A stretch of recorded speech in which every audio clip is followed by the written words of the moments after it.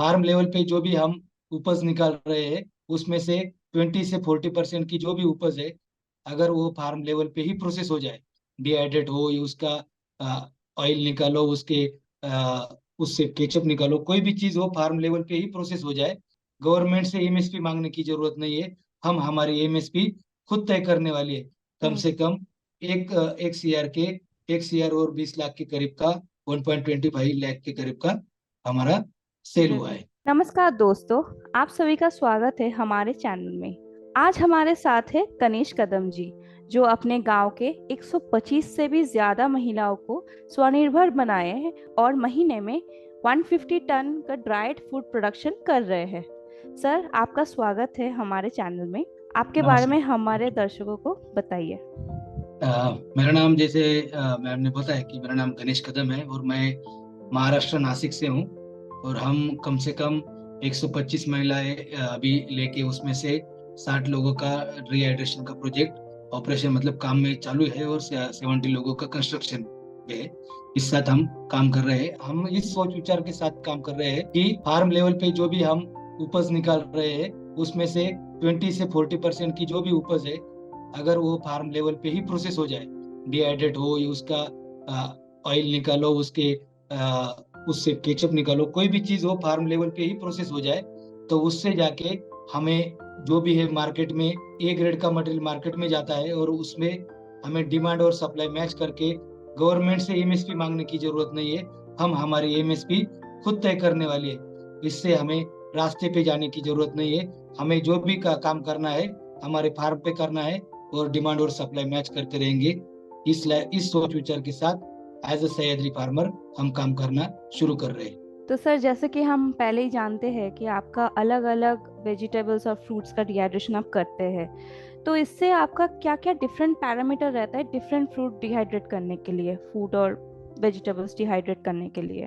तो शुरू में हमारे पास खाली एक सिंपल टनल ड्रायर था, और उस टनल ड्रायर पे हम काम कर रहे थे। उस टनल ड्रायर से हमने जो भी पॉइंट्स निकाले हैं कि कैसे ड्राइंग होगी, कौन से प्रोडक्ट की कैसे ड्राइंग की जाती है, ये सारी करने के बाद आज हम जो भी नेचुरल फैक्टर्स है, जो भी टेम्परेचर है, ह्यूमिडिटी है, और हवा में जो भी एयर है, उसको कैसे मैनिपुलेट करें या उसको कैसे हैंडल करें, वो हिसाब से हम काम कर रहे हैं। वो करने के बाद आज के डेट पे हम कम से कम 25 एक प्रोडक्ट है, all type of leafy vegetable, जो भी ड्राई फ्रूट में बनाना है, मैंगो है, all type of grape varieties है, उसके हम्म। बाद ये अंजीर है।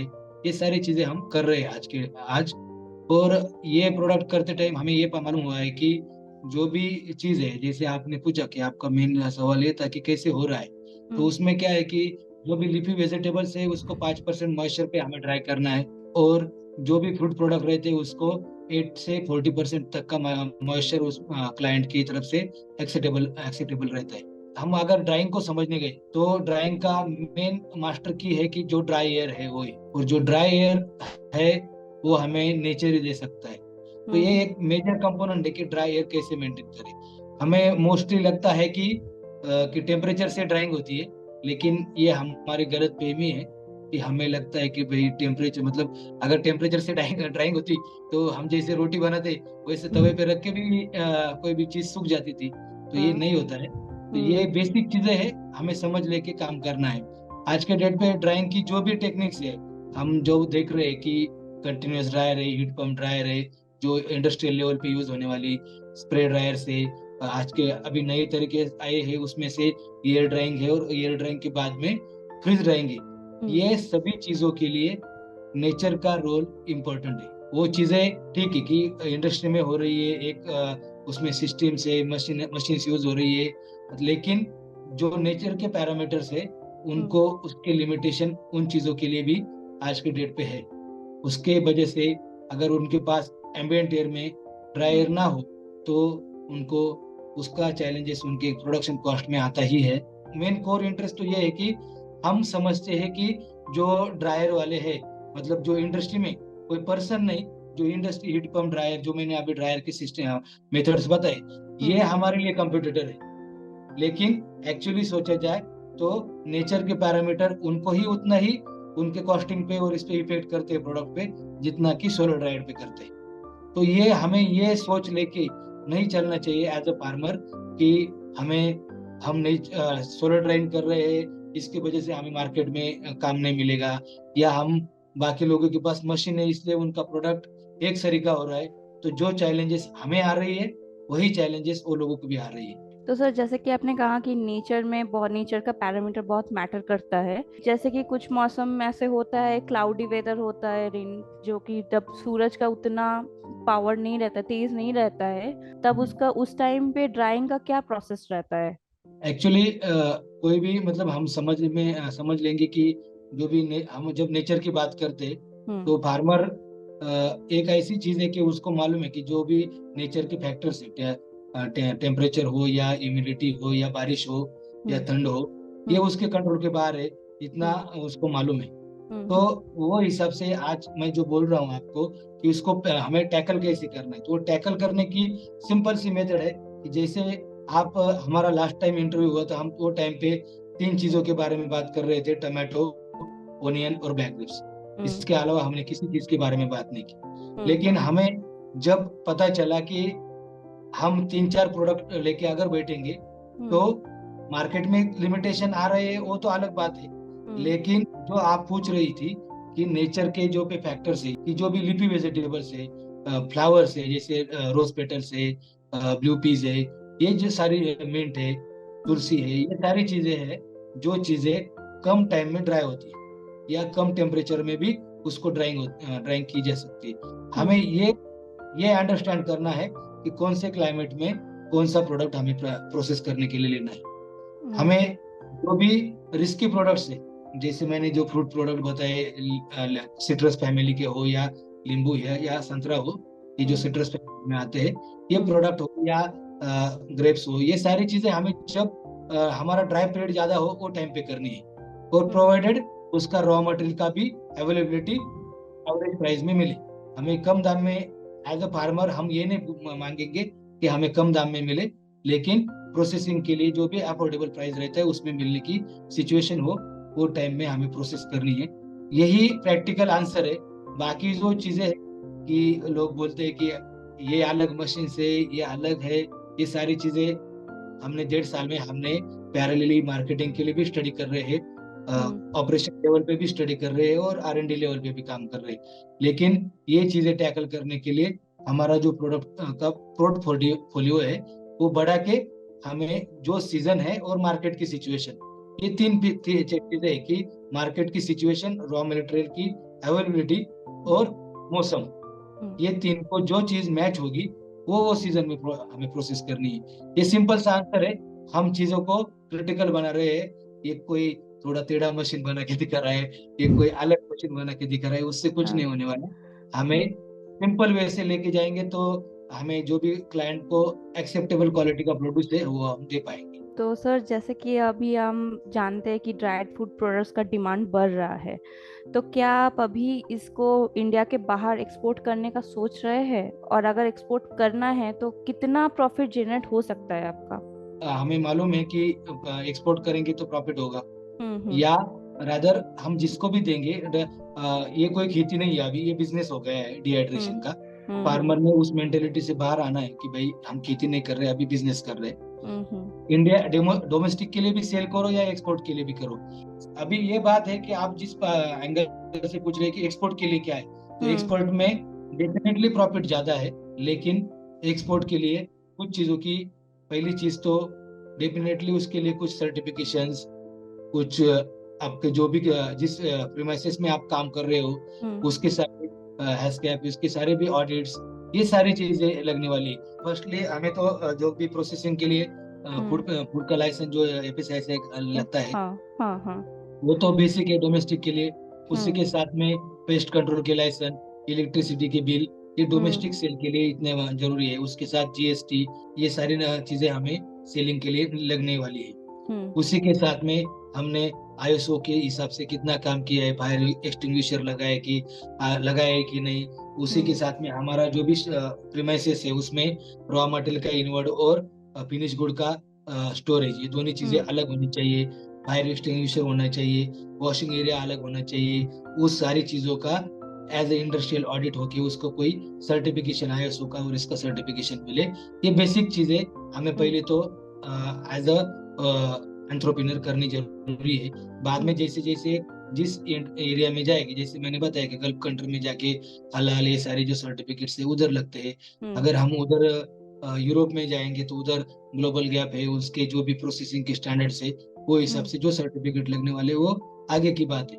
लेकिन वो सर्टिफिकेट्स हम जिस क्वांटिटी में ऑर्डर लेनी है, जिस क्लाइंट के साथ काम कर रहे हैं और जिस क्वांटिटी में ऑर्डर ले रहे हैं, उस अकॉर्डिंगली हमें डिसाइड करना है कि इतना इन्वेस्टमेंट जरूरी है क्या। सर्टिफिकेट तो एक कागज है, लेकिन उसके बैक एंड पे उसको सर्टिफिकेट पाने के लिए जो भी स्ट्रक्चरल चेंजेस करने पड़ते हैं वो भी बड़ी कॉस्ट रहती है। तो सामने वाली जो भी ऑर्डर आ रही है वो उतनी साइजेबल है कि ये देख के हमें ये डिसीजन लेना है कि एक्सपोर्ट या इंपोर्ट के बारे, डोमेस्टिक के बारे में। जैसे कि आपने अभी बताया कि एक्सपोर्ट में लाइसेंस के बारे में, तो अभी ये भी बताइए कि कौन सा प्रोडक्ट एक्सपोर्ट में ज्यादा डिमांड है।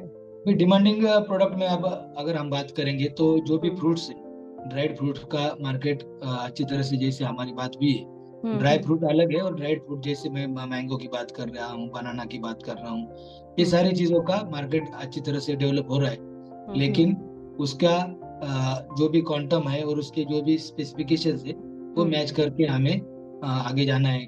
उसी के साथ में जो भी रोज पेटल्स है, रेजिन्स है, ये सारी चीजें है कि इसका मार्केट धीरे धीरे बढ़ रहा है। लेकिन उसी के रिगार्डिंग जो फ्रूट्स है, फ्रूट्स में टमाटो सबसे बड़ी बात जो भी all over India continuously dehydration के लिए प्रमोट कर रही है वो है कि ओनियन। वो ओनियन का ही मार्केट बहुत बड़ा है और ओनियन से ही, या पहले तो बात होती थी मोरिंगा, डिहाइड्रेशन बोले तो मोरिंगा, अभी बात होती है कि डिहाइड्रेशन बोले तो ओनियन।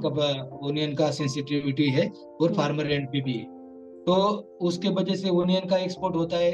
तो दोनों तरीके से यूटिलाइज होता है गवर्नमेंट की तरफ से कि ओनियन हम फार्मर के लिए बताते हैं कि भाई हम इतना ओनियन एक्सपोर्ट कर रहे हैं तो भी प्राइस कंट्रोल में हम बढ़ा नहीं दे सकते, और इधर हम जो भी हमारे कंज्यूमर्स है उनको भी बताते हैं कि वो हम प्रोसेस करके भी वो जैसे हम ओनियन देते हैं। इंडस्ट्री ओनियन का कितना मांग रही है, एक्सपोर्टेबल ओनियन का कितना मांग रही है, एक्सपोर्टेबल रोज पेटल का कितना मांग रही है, या इसके प्राइस हमें किस प्राइस से रॉ मटेरियल, अगर हम प्रोसेसिंग की बात करेंगे तो 30 से 40% रॉ मटेरियल की कॉस्ट हो जाती है, बाद में 20 से 30% लेबर की कॉस्ट होती है, 10% पैकेजिंग कॉस्ट होती है, बाद में हमारा इंटरेस्ट, डिप्रिसिएशन और बाद में प्रॉफिट।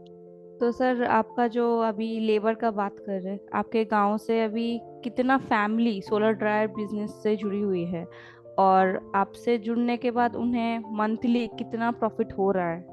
अभी जैसे कि मैंने बताया कि हमारे 60 to 70 यूनिट्स ऑपरेशन लेवल पे है, और उसको अगर हमने वापस बाइपेट किया तो कम से कम जो यूनिट्स 4 से 5 महीने से चालू है वो 15 से 20 यूनिट है, और जो यूनिट 2 महीने से 3 महीने से चालू है वो बाकी के यूनिट 40 यूनिट है कि जो 2-1-3 महीने से स्टार्ट हुए, और उसका इकोनॉमिक्स निकलने जाएंगे तो एवरेज जो पहले 17 से 20 यूनिट थे उसमें से कम एवरेज सभी यूनिट का 7 लाख से लेके 11 लाख तक का सेल लास्ट 6 महीने से हुआ है। हमारा जो यूनिट 2 से 3 महीने से स्टार्ट हुए हैं उन यूनिट्स का हमारा सेल 1.5 लाख से लेके 2.5 लाख तक का हुआ है, और इसी 17 यूनिट में हमने कम से कम 1200 दिन का रोजगार दिया है।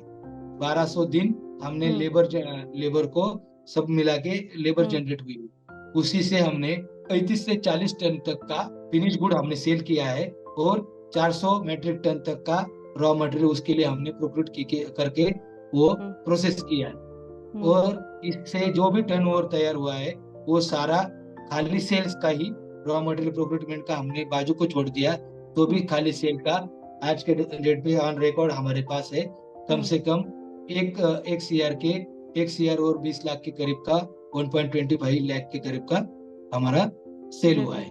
सबसे इम्पोर्टेंट बात है कि ये सारे 125 महिलाएं हैं, सारी वुमन एंटरप्रेन्योर्स है, खाली हम 2 से 3 लोग हैं जो इनको लीड कर रहे हैं, बाकी सारे यही लोग हैं कि ये लोग अभी ये काम करने वाली है। मार्केट की नीड है।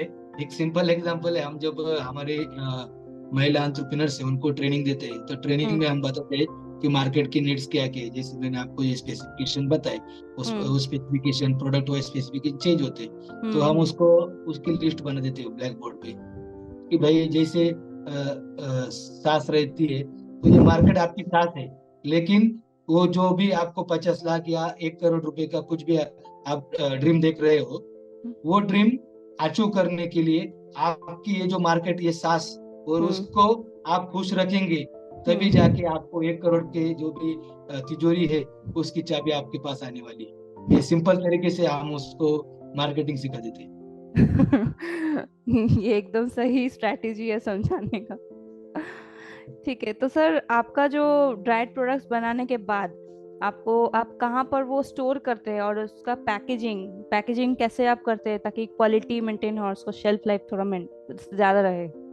जो अभी के डेट पे हमने क्या किया है कि एक सेंट्रलाइज सह्याद्री जो हमारी मेन कंपनी है, सह्याद्री मेन कंपनी के जो भी को स्टोर्स है, हम जो भी सभी फार्मर है वो कंपनी से जुड़े हुए फार्मर्स है, और वहाँ पे हमें 10 दिन 15 दिन के बाद हम हमारा सारा मटेरियल उस को स्टोर में तैयार होने के बाद रख देते हैं, और मार्केट की डिमांड के हिसाब से उधर प्रॉपर वे से ग्रेडिंग सॉर्टिंग करके वापस एक बार इंस्पेक्शन करके ही प्रोडक्ट बाहर जाता है।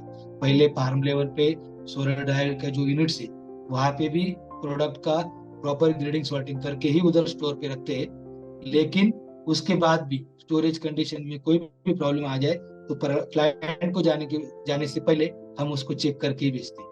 ये एक पहली स्टेप है। दूसरा है कि आपने जिस स्टोरेज से इम्पोर्टेंट है पैकेजिंग के टाइम का मॉइस्चर, पैकेजिंग के टाइम की ग्रेडिंग सॉर्टिंग, ये चीज हमने अचीव कर ली तो बाद में पैकेजिंग में इतने प्रॉब्लम नहीं आने वाले। हम मोस्टली क्या देखते हैं, पैकेजिंग को जितना एम्फोसिस करते हैं, क्योंकि पैकेजिंग के बाद में हम रखते हैं सोना और बाद में निकलता है लोहा। इस चीज के वजह से लोग डिहाइड्रेशन में देखते हैं कि भाई पैकेजिंग ज्यादा इम्पोर्टेंट है। पैकिंग करने के पहले ग्रेडिंग सॉर्टिंग प्रॉपर मॉइस्चर है कि नहीं, एक भी फ्लेक्स हो या एक भी कट हो, एक भी पत्ता हो कि इसमें ज्यादा मॉइस्चर है तो उसको बाजू रखो। एक भी पत्ता हो उसमें कोई फंगस हो या कोई मोल्ड हो या वो चीज मार्केट को एक्सेप्टेबल कंडीशन में नहीं है, तो उसमें कोई तो भी बायोलॉजिकल चेंजेस है, इसलिए हम उसको बाजू कर देते हैं। स्टोरेज के लिए सेपरेट जगह हो, स्टोरेज उसके प्रीमाइसेस में अलग हो, इतना जरूरी है। जो भी रॉ मटेरियल आ रहा है और जो भी फिनिश गुड है, तो दोनों का स्टोरेज हो, ये ज्यादा जरूरी डेफिनेटली है, क्योंकि रॉ मटेरियल में मॉइस्चर है और फिनिश गुड में मॉइस्चर नहीं है। सिंपल सा तरीका है समझने के लिए, बाकी के फैक्टर्स तो है ही है। तो ये ज्यादा इम्पोर्टेंट है, उसको हम पहले तो सेपरेट करते हैं फिनिश गुड को। दूसरी बात है कि रखने के लिए हमने एक सेपरेट रूम है, उस रूम में वेंटिलेशन प्रॉपरली मेंटेन किया है। जो भी एम्बिएंट एयर का टेम्परेचर है वो प्रॉपरली रहे, कोई कोल्ड स्टोर ना रहे, ये बड़ी कोई चीजें ना करे। एक एम्बिएंट टेम्परेचर रहने के लिए उसका प्रॉपर वेंटिलेशन रहे, और जो भी प्रोडक्ट हो वो कम से कम 50 माइक्रोन के बैग में, और जो भी प्लास्टिक के कार्बोनेटेड ड्रम्स आते हैं उसमें रख के एयर टाइट करके हम जब तक हमें स्टोरेज में सबमिट करने की परमिशन नहीं मिलती तब तक के लिए हम वहाँ पे रखते हैं। ये सिंपल तरीका हम हैंडल कर रहे हैं, उसके साथ साइंस भी जुड़ा है और ये सारी चीजें होती है। तो स्टोरेज का बात हो गया। अभी जो आपका जो बिजनेस है वो लार्ज स्केल बिजनेस है, ठीक है। अभी ऐसे भी होता है जो लोग मतलब स्मॉल स्केल बिजनेस में करना चाहते हैं, वो उसके लिए जो भी सोलर ड्रायर चाहिए वो हम लोग के वेबसाइट में तो अवेलेबल है। तो आप बताइए कि इनका इस्तेमाल करके सोलर ड्रायर बिजनेस कैसे सक्सेसफुल हो सकते हैं वो लोग जो स्मॉल स्केल बिजनेस में करना चाहते हैं। जो स्मॉल स्केल जो ड्रायर्स है वो सिंगल एयर ड्रायर्स रहते हैं, जो आपके इधर भी बहुत सारी जगहों पे दिखते हैं और फॉर्म में, और आपके पास में बहुत सारी वैरायटीज भी है। तो ये ड्रायर के साथ बिजनेस करना अच्छा है। जब हमारा सबसे बड़ी बात है कि कोई भी बिजनेस करने के लिए कॉन्फिडेंस चाहिए, और वो कॉन्फिडेंस डेवलप होने के लिए पहले छोटी क्वांटिटी में काम करेंगे और धीरे धीरे उस बिजनेस को स्केल अप करेंगे। ये बेटर वे है जब तक हमारा कॉन्फिडेंस डेवलप ना हो जाए। ये जो भी स्मॉल स्केल बिजनेस ओनर है उसको जब भी कॉन्फिडेंस नहीं है तो वो क्या करेगा कि एक छोटे पैमाने से शुरू करेगा। तो हम्म। वो शुरू करते टाइम उसका दो फायदे हैं कि भाई उसके कॉन्फिडेंस बढ़ रहा है, उसी के साथ में उसको जो भी बैंक में उसका स्टेटमेंट तैयार हो रहा है, बैंक स्टेटमेंट पे वो बैंकर देख रहा है कि भाई ये जो भी वुमन है या ओनर है, ये हम्म। कंटिन्यूअसली धीरे धीरे उसका बड़ी ईमानदारी के साथ हमारे से काम कर रहा है, उसके अकाउंट में ट्रांजेक्शन हो रहे हैं। तो वो, और उनको भी बैंक वालों को प्रेशर है कि ये गवर्नमेंट की पीएमएपीएमई की स्कीम है, बहुत सारी स्कीम्स जो भी स्टेट हम्म। गवर्नमेंट जो भी स्कीम्स है वो भी कोई अच्छी सोच के साथ ही लाते हैं, हम्म। लाते हैं तो वो स्कीम इम्प्लीमेंट हो, हम्म। उनके पास भी वो प्रेशर रहता ही है। लेकिन वो फिर किस पे ट्रस्ट रखते हैं? पहला ट्रस्ट तो हम्म। वो लोग जो भी ओनर है, जो स्मॉल स्केल एंटरप्रेन्योर है, हम्म। जो उसके साथ उनका अकाउंट है, उस पे पहले ट्रस्ट रखेंगे। जो नया फाइल लेके जाएगा कि मुझे इतना बड़ा 20 लाख का 25 लाख का लोन दे दो, और उसका हम्म। कोई भी पीछे बिजनेस का बैकग्राउंड नहीं है, हम्म।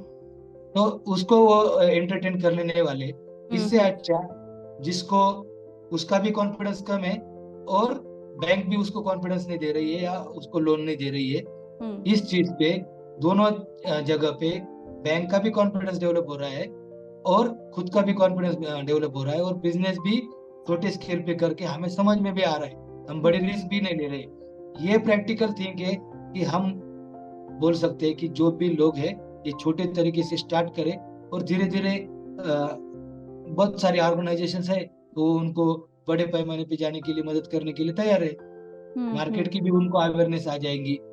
बहुत हम्म। टाइम पे क्या होता है कि ये यूनिट ले लो, यूनिट लेने के बाद बन तो गया, बेचू कहा बेचू कहा, पहले तो बनने से पहले ये बनाऊं कैसे, बनाने के लिए कितने लेबर लगेंगे, तो हम्म। इसका रॉ मटेरियल कहाँ से आएगा, रॉ मटेरियल मुझे अच्छा मिलेगा कि नहीं, मुझे तो रॉ मटेरियल के बारे में ये सारा जो स्मॉल स्केल वाली बात है वो तो हम्म। सारी चीजें जो भी सिटीज है या मिड सिटीज है उस पे हम्म। होने वाली है।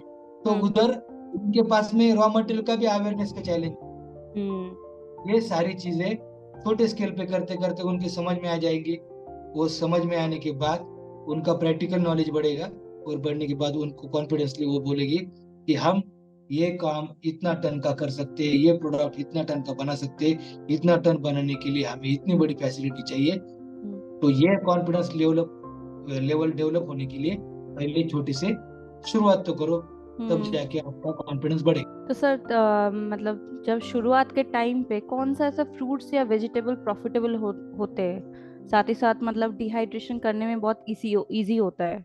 जिस एरिया में आप काम कर रहे हो उसके सराउंडिंगली जो भी प्रोड्यूस ज्यादा पैमाने पे हो रहा है, और वो आपके डिहाइड्रेशन की प्रोडक्ट का जो भी आप डालने से पहले रिसर्च कर रहे हो कि ये प्रोडक्ट हमने देखे, ये इसको डिहाइड्रेशन में मार्केट है, तो वो प्रोडक्ट जो रॉ मटेरियल अपने आजू बाजू के 20 किलोमीटर के एरिया में ग्रो होता है, वो प्रोडक्ट मेरे ख्याल से उसके फार्मर के लिए या उस एंटरप्रेन्योर के लिए सबसे ज्यादा फायदेमंद प्रोडक्ट है। जैसे कि हम ये सोचे कि जो लोकली अवेलेबल प्रोडक्ट है हम्म। उसमें उसकी एक लिस्ट बनाए, उस हम्म। लिस्ट में से जो प्रोडक्ट आगे जाके मार्केट को डिमांडिंग है as a dehydrated product, hmm. Solar dehydrated बोलो या डिहाइड्रेटेड बोलो, तो एज अ डिहाइड्रेटेड प्रोडक्ट उसको डिमांड है, तो उसको हम नंबर्स देंगे कौन से सीजन में कौन से मौसम में कौन सा प्रोडक्ट अवेलेबल रहता है और किस हम्म। क्वांटिटी में रहता है, उस प्रोडक्ट का हमारे एरिया में कब ज्यादा अवेलेबिलिटी रहती है,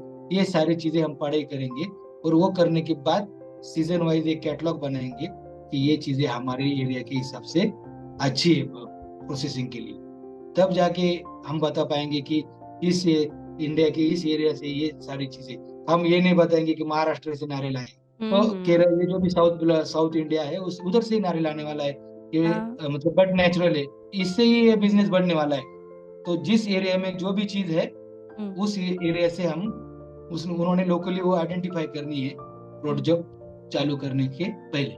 ओके, तो सर आपका जो पर यूनिट का जो सेटअप है वो कितना कॉस्ट है, कितना कॉस्ट पड़ता है? हमारा पर यूनिट का जो सेटअप है वो करीबन 1,80,000 से 2 लाख तक जाता है पूरा सिविल वर्क करने का। और जो हम्म। हमने अभी सिंगल टनल ड्रायर की बात कर रहा हूँ मैं, और जो हम्म। हमने अभी बनाया है वो कम से कम 12 से 15 लाख रुपए का प्रोजेक्ट है, और हम्म। जिसमें हम टनल ड्रायर ये सारी चीजें रख के हमारा ड्राइंग का काम कर रहे हैं। ओके। तो उसमें 4 टन सारा उसका, जैसे मैंने आपको बताया कि उसमें उसकी फिर मतलब जो भी कंपाउंड है, उसके बाद उसका सिविल वर्क है, उसकी प्रिपरेशन रूम है, स्टोरेज रूम है, ये सारी चीजें उसको, और 4 टनल ड्रायर है, ये सारी चीजें उसमें इंक्लूड करके हमने वो प्रोजेक्ट बनाया है। इसकी वजह से उसकी कॉस्ट उतनी जाती है। तो अभी आपका लास्ट ईयर से बहुत ज़्यादा ही मतलब बड़ा हुआ है प्रोडक्शन हाउस। ओके, तो सर यही है। तो लास्ट में धन्यवाद सर, आपका थैंक यू। एक्सपीरियंस हमारे व्यूअर्स के साथ शेयर करने के लिए, और आपका फ्यूचर गोल्स के लिए ग्रैमस्ट्रॉन्ग टीम से बहुत बहुत शुभकामनाएं।